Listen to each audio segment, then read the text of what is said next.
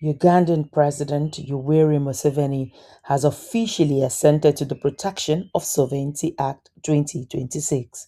The sweeping new law, passed amid fierce parliamentary debate, imposes strict criminal penalties and registration protocols on foreign funded operations, marking an aggressive step to shield Kampala from external political interference. Fresh off being sworn in for a historic seventh term following his January election victory, the 81-year-old leader finalized the legislation passed by Parliament on May 6th. The law establishes severe frameworks. It criminalizes promoting foreign interest over Uganda's national security, mandates the registration of all foreign agents with the Ministry of Internal Affairs, and bans unauthorized policy programming.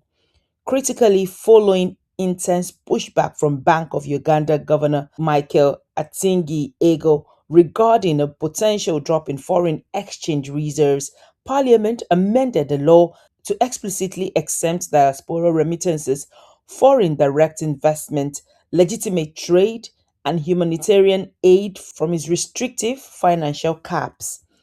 For civil society groups and international investors, the legal stakes are incredibly high.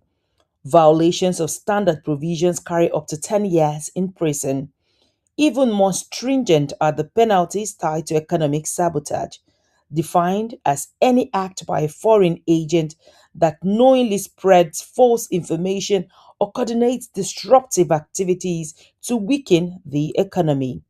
Under these terms, corporate entities facing staggering fines of up to 2 billion Ugandan shillings, roughly 530,000 US dollars, while individuals face a 1 billion shilling penalty alongside 10 years behind bars.